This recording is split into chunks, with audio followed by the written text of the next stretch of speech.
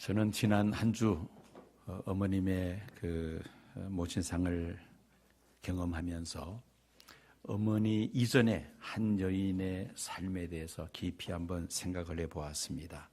그래서 오늘 어머니의 사랑, 믿음 그리고 헌신이라는 제목으로 말씀을 전하면서 함께 은혜를 나누고자 합니다. 디모데후서는 사도 바울이 쓴 13개의 서신 가운데 제일 마지막에 쓴 편지입니다. 바울이 두 번째 로마의 옥에 갇혀서 사형 집행을 앞두고 마지막으로 젊은 목회자이며 자신의 믿음의 아들인 디모데에게 고난 속에서도 복음을 전파하는 사명을 끝까지 잘 감당할 것을 권면하면서 특별히 개인적으로 권면하는 그러한 말씀입니다. 오늘 본문 말씀 가운데 5절을 보면은 바울은 디모데의 외조모 로이스와 어머니 윤느게로부터 내려오는 신앙의 뿌리를 언급하면서 디모데를 권면하며 또 격려하고 있습니다. 이는 내 속에 거짓이 없는 믿음이 있음을 생각합니다. 이 믿음은 먼저 내 외조모 로이스와 내 어머니 유니게 속에 있더니 내 속에도 있는 줄을 확신하노라. 디모데의 거짓 없는 그 믿음은 외할머니 로이스와 어머니 유니게로부터 이어지는 것임을 바울은 말씀합니다. 믿음에 관한 한 아버지보다 어머니가 영향력이 더 큰 것이 사실입니다. 그래서 유태인들은, 혈통을 중시하는 이 유태인들은 아버지가 이방인이라도 어머니가 유태인이면은 유태인으로 인정을 합니다. 현재 이스라엘이 그렇죠. 아버지가 유태인이 아니어도 무방하지만은 어머니는 반드시 유태인이어야 이스라엘 국적을 취득할 수가 있습니다. 왜냐하면은 자녀들이 아버지와 함께 보내는 시간보다는 어머니와 함께 보내는 시간이 훨씬 더 많기 때문이죠. 또 그만큼 자녀들이 어머니를 통하여 받는 영향력이 크기 때문입니다. 그래서 성도님들은, 아들을 둔 성도님들은 며느리를 구할 때에 신앙 좋은 며느리를 구하기를 힘써야만 합니다. 아들의 믿음이 좋다 하더라도 예수 믿지 않는 그런 사람이 며느리로 들어오면은 그 아들의 있는 믿음조차 흔들리게 되죠. 그리고 자녀를 낳았을 때에 그 자녀들을 제대로 신앙으로 양육하지를 못합니다. 그러나 아들의 믿음이 신동치 않다 하더라도 신앙 좋은 사람을 며느리로 맞이하면은 아들의 신앙도 회복이 되고 또 자녀를 낳으면 자녀들을 신앙으로 잘 양육을 합니다.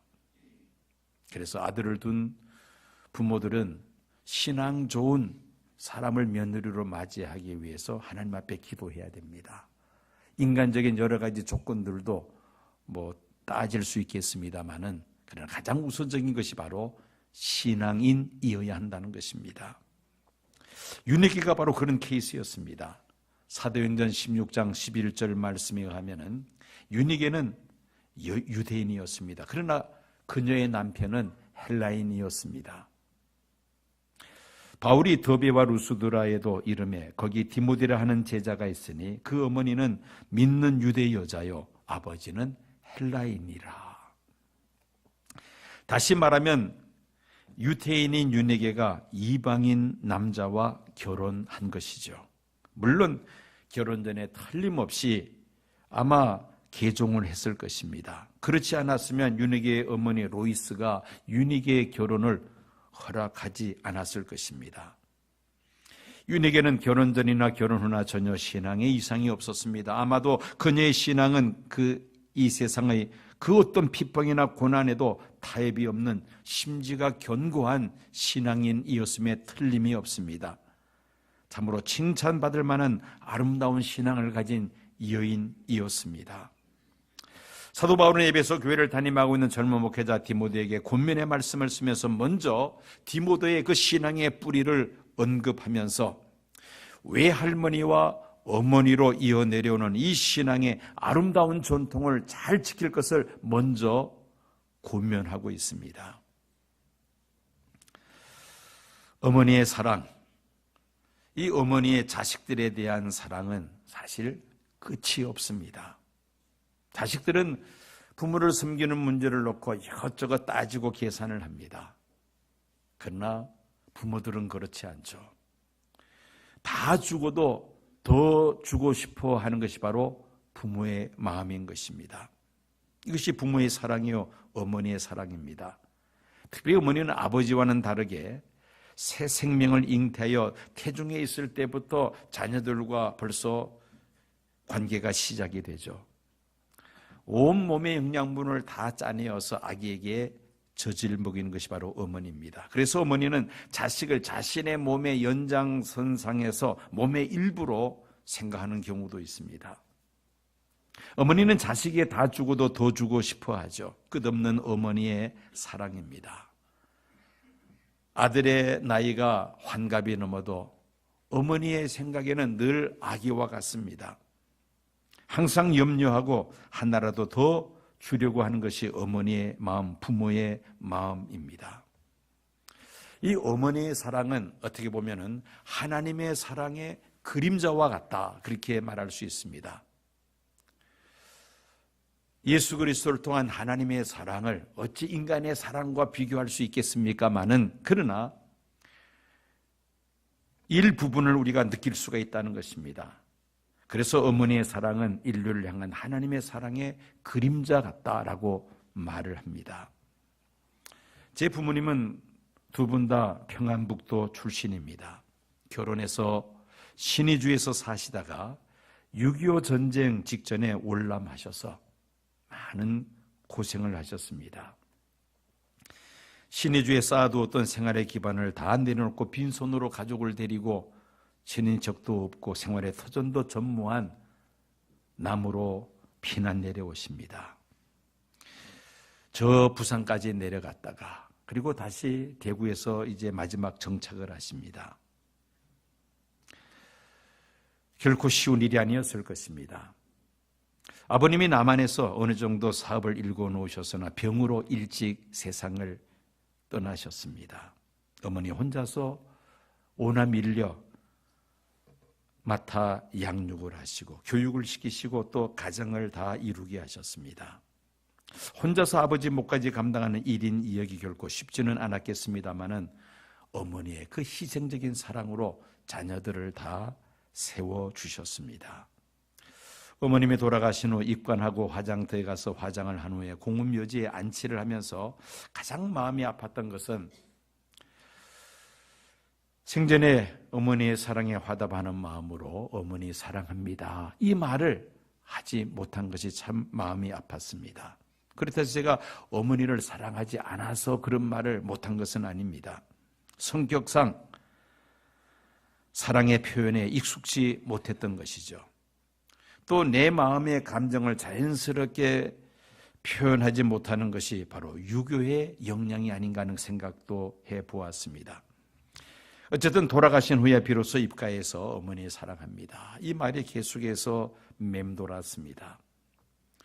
부모님이 살아계신다면은 오늘부터라도 아버님 사랑합니다, 어머님 사랑합니다, 이 말을 우리가 아낌없이 사용하는 것이 좋다고 생각이 됩니다. 사랑합니다, 고맙습니다, 낳아주시고 길러주셔서 감사합니다, 이 말 한마디가 부모님의 마음을 기쁘게 하죠.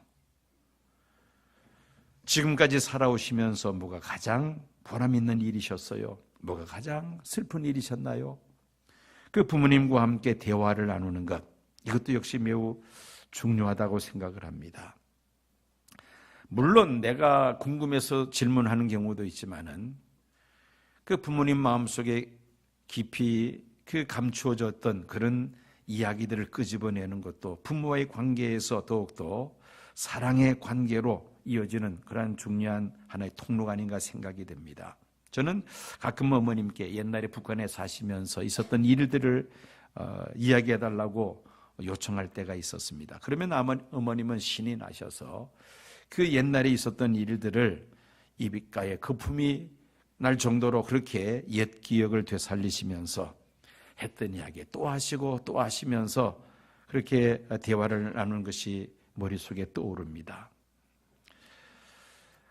과거에 경험하셨던 일들을 아들에게 말씀하시는 것을 즐기시는 것을 알기에 가끔씩 그런 질문을 던지기도 했습니다. 우리는 부모님의 사랑에 늘 감사하면서 살아야 합니다. 그리고 나의 자녀 손들을 또 항상 사랑하면서 우리가 살아야 할 것입니다. 사랑만이 모든 허물과 실수와 섭섭함을 다 덮을 수 있기 때문입니다. 그리고 내 가정을 하나님께서 기뻐하시는 사랑의 공동체로 만들어 나갈 수가 있는 것입니다. 바울은 디모데의 믿음이 디모데로부터 시작된 것이 아니라 거슬러 올라가서 어머니 유니게와 외할머니 로이스에까지 거슬러 올라갑니다. 성경은 디모데의 할머니 로이스에 대해서 별다른 언급이 없습니다. 이 로이스라는 말의 헬라어 뜻은 보다 바람직한, 더 나은 이란 뜻이 있습니다. 로이스는 훌륭한 기독교적인 신앙을 가진 자로서 사도 바울의 칭찬을 한 몸에 받았던 여인이었습니다. 그녀가 사도 바울과 무성도들의 칭찬을 받는 신앙생활을 했다는 것은 그녀가 하나님의 영광을 위해 참으로 헌신적인 삶을 살았다는 증거입니다. 때문에 딸인 유니게는 자신의 어머니 로이스의 신앙적인 영향을 많이 받아 아들인 디모데를 믿음으로 잘 양육할 수 있었던 것입니다. 신앙의 전통은 참 중요합니다. 왜냐하면 사람들은 보고 배우기 때문이죠. 초신자들은 자기를 전도한 사람이 어떻게 신앙생활을 하는가 보고 그대로 따라갑니다. 자녀들은 부모들이 신앙생활하는 모습을 보고 또 그대로 본받습니다. 본을 보인다는 것이 그래서 매우 중요합니다. 디모데는 어려서부터 어머니 유니게와 외할머니 로이스의 그 청결한 양심, 거짓이 없는 믿음으로 하나님을 섬기는 모습을 보고 배웠던 것입니다. 하나님을 섬기되 우리가 어떻게 하나님을 섬기는가가 참 중요합니다. 그저 대충 그렇게 내 편한 대로 나 자신의 필요에 의해서 적당하게 이기적인 마음을 가지고 신앙생활을 한다면은 자녀들이 무엇을 배울 수가 있겠습니까? 하나님과 사람 앞에서 청결한 양심, 거짓이 없는 믿음을 가지고 하나님을 섬길 때에 우리의 그 신앙생활이 자녀들에게 그대로 이어져 내려가게 될 줄로 믿습니다. 저희 가정은 4대째 내려오는 믿음의 가정입니다. 어머니 그리고 외할머니, 외증조모, 외증조부에게로 이어집니다. 외증조부의 믿음은 이미 한국 기독교 전래 초기에 의주 남산교회를 설립할 정도였습니다. 기독교 대백과에 그 내용이 자세하게 수록이 되어 있습니다. 장손이셨던 외증조부 조용자렴자 장로님께서는 일찍 예수 그리스도를 구주로 영접하고 1898년에 부친으로부터 물려받은 불교 사찰을 의주 남산교회로 간판을 바꿔답니다. 그 불교 사찰은 일반 불교 사찰이 아니라 승려들을 배출하는 그런 불교 사찰이었습니다. 하루아침에 승려들을 양성하는 이 불교 사찰이 예배당으로 간판이 바뀌게 되었다는 것입니다. 그리고는 외가 조씨 일가들의 예수님을 믿고 평북 의주군 복음화와 용천군 복음화를 위해서 헌신하셨습니다. 이 의주 남산교회에서 용천군 최초의 교회인 신창교회를 설립하여 용천군 복음화에 기여하여 후에 용천노회가 설립이 되었습니다. 여러분들에게 사진 한 장을 보여드립니다. 이 사진은 어머님의 12살 무렵 1936년경에 외증조부께서 설립하신 의주 남산 교회당 앞에서 찍은 사진입니다. 가운데 계시는 분이 바로 제 모친입니다. 12살 무렵에 찍은 사진입니다. 북한에서 피난 내려올 때 유일하게 소지하신 한 장의 사진입니다. 그리고 그 오른쪽에 계시는 분이 이제 제 외할머니 되시죠. 그 뒤에 계시는 분이 외증조모, 모자를 쓰고 계신데 외증조모이십니다. 그리고 좌우에 있는 분들이 어머님의 형제들, 다 저 사진에 나오는 분들은 다 이제 세상을 떠나셨습니다. 자, 이렇게 어머님은 3대째 내려오는 믿음의 가정에서 자랐다 할지라도 만약에 어머님 대해서 그 신앙을 자녀들에게 물려주지 아니하셨더라면은 아마도 신앙의 계보가 도중에 단절될 수 있었을 것입니다. 왜냐하면 구원은 각자의 믿음으로 우리가 받게 되는 것이지 부모님이 믿음이 좋다 해서 믿지 않는 자녀가 구원받을 수는 없습니다. 아무리 아내의 남편이 좋다 할지라도 믿지 않는 남편이 덤으로 구원받을 수는 없는 것입니다.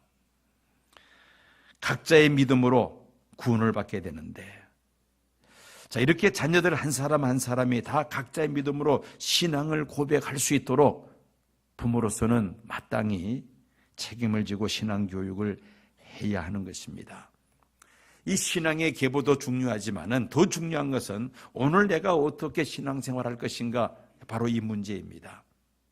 그리고 자녀들을 두고 계시는 부모라면은 어떻게 하면은 내가 대를 이어서 이 신앙을 자녀들에게 잘 물려줄 것인가, 이것이 우리에게 매우 중요한 과제입니다.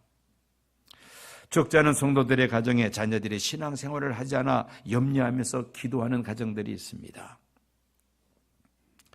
지금 한국 기독교 인구 연령별 분포를 보면은 60대가 가장 피크입니다.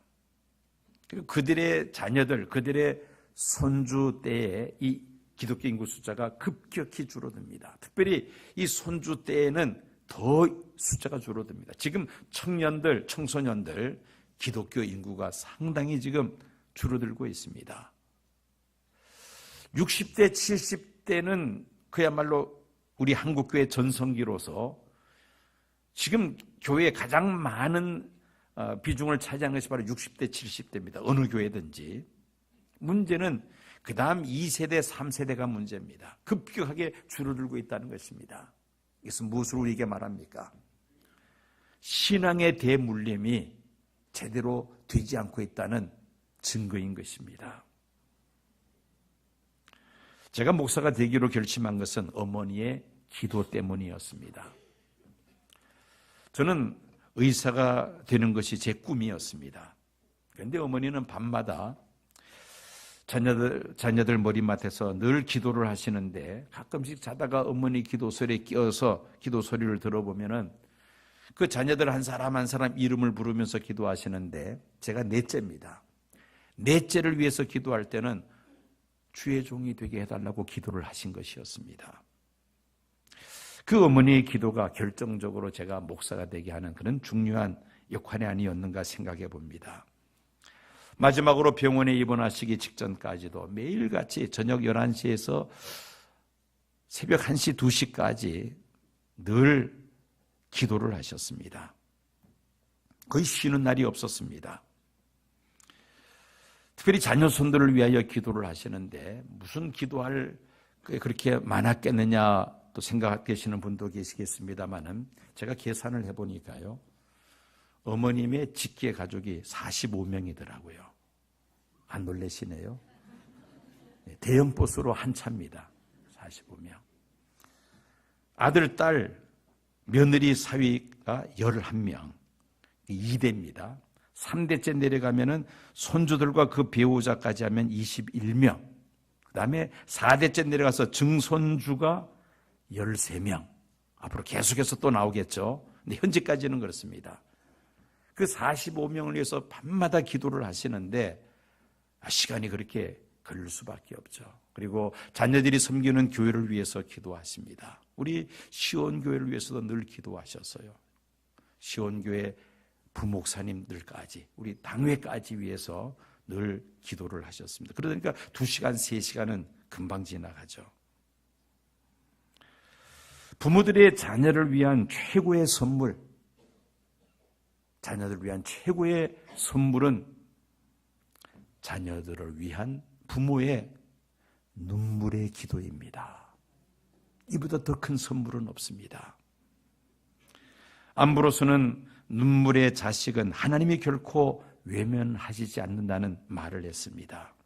시인 롱펠로우는 어머니의 눈물은 자식들의 불평을 씻어내려 바른 심성을 갖게 한다라고 말을 합니다. 자녀들에게 가지고 있는 것이 많으면은 그런 재물을 유산으로 물려주는 것도 좋겠습니다만은 그보다 더 소중하고 더 가치 있는 것은 바로 신앙을 유산으로 물려주는 것이죠. 바로 눈물의 기도입니다.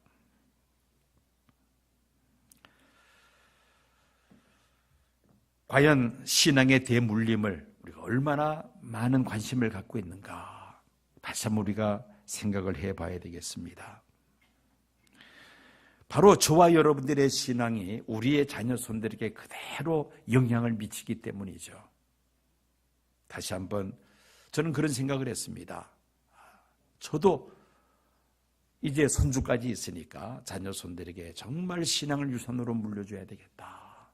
기도하는 부모의 모습을 저들에게 보여줄 수 있어야 되겠다. 그런 마음의 다짐을 다시금 해보았습니다. 이제 마지막으로 헌신입니다. 아브라함이 100세 때 낳은 외아들 이삭을 하나님께서 번제물로 바치라고 말씀하셨을 때 아브라함은 지체하지 아니하고 그 이삭을 데리고 모리아 산에 올라가서 번제물로 드리고자 했습니다.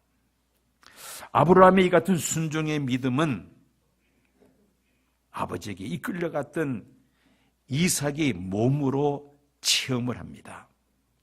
아브라함이 외아들 이삭을 번제물로 바친다는 것은 차라리 자신의 몸을 번제물로 바치는 것보다 수십 배 힘들고 어려운 일이었을 것입니다. 그러나 아브라함은 순종을 합니다. 아브라함의 이 순종의 헌신은 번제물로 바치고자 했던 그 아들을 돌려받을 뿐만 아니라 믿음의 조상의 반열이 되는 놀라운 영광을 얻게 됩니다. 그리고 아버지 아브라함의 순종의 헌신을 경험한 이삭도 순종의 아들로 헌신을 하죠. 그 누구보다도 이삭은 순종의 믿음을 가짐으로 가장 평탄한 삶을 살았던 사람이 바로 이삭입니다.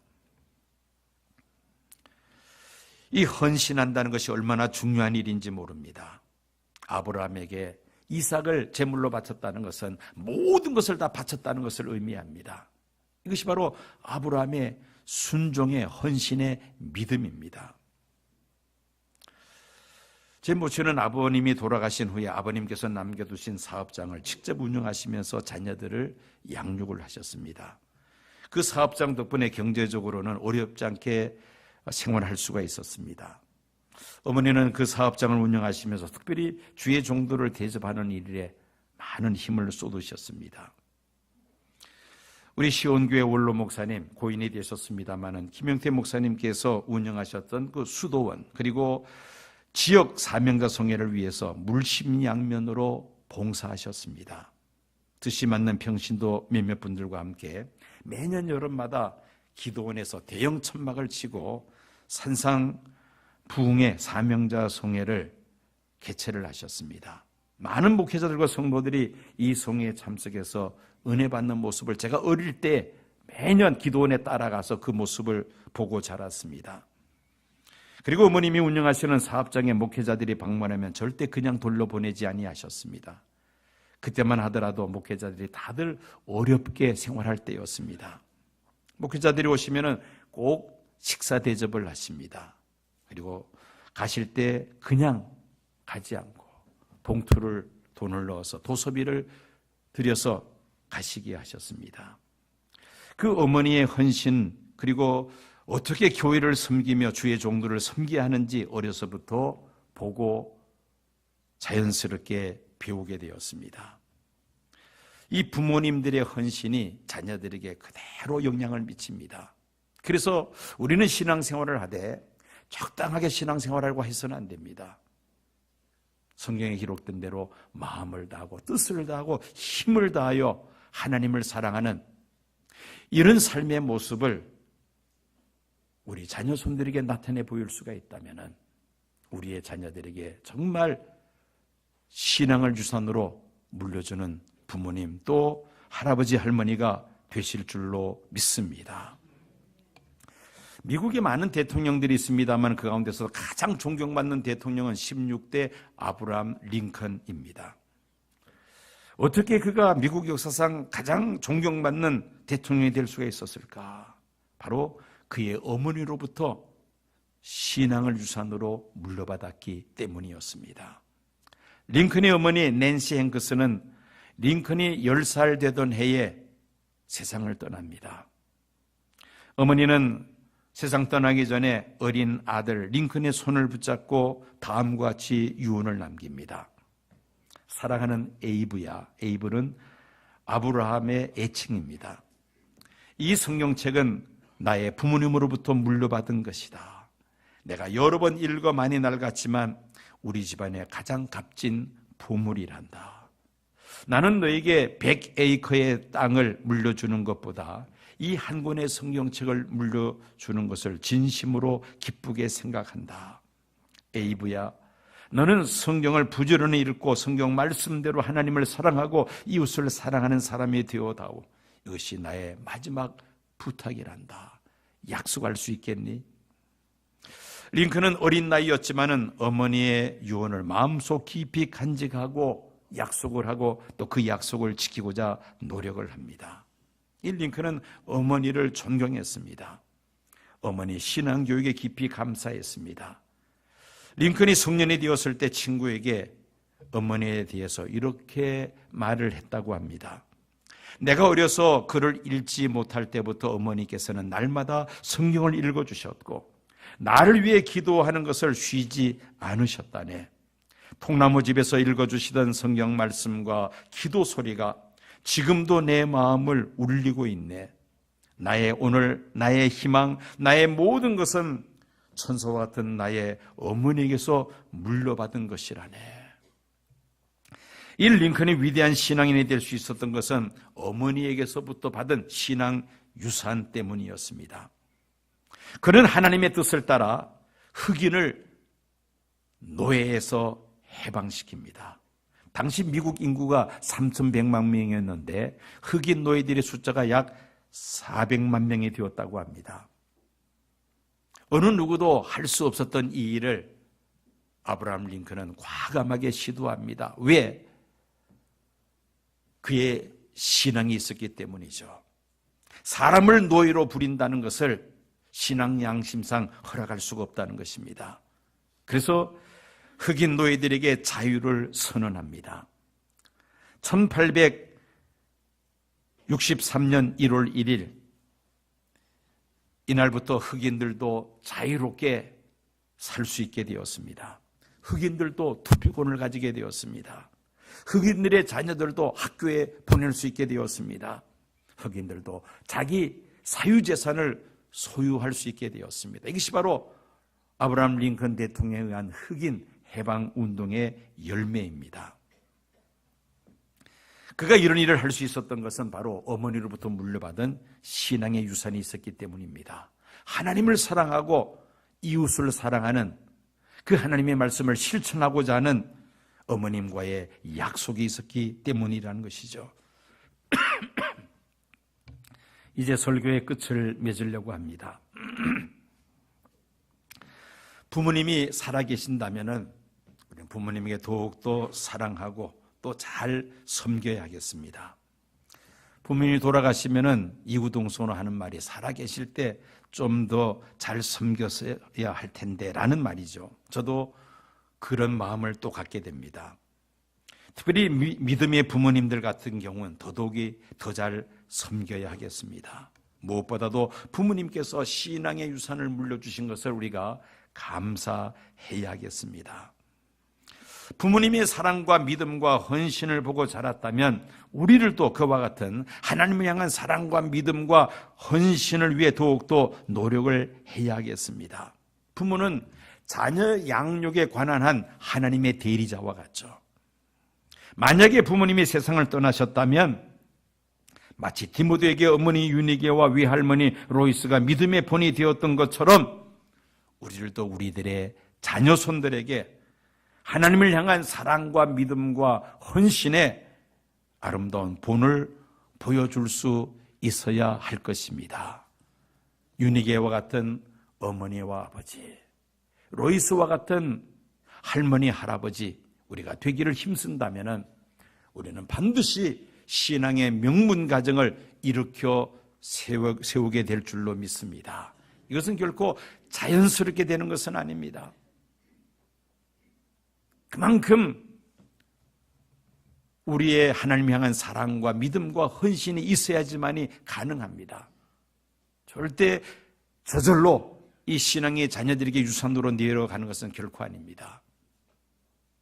지금 우리 사회 참으로 안타까운 현실을 우리가 눈으로 목도하면서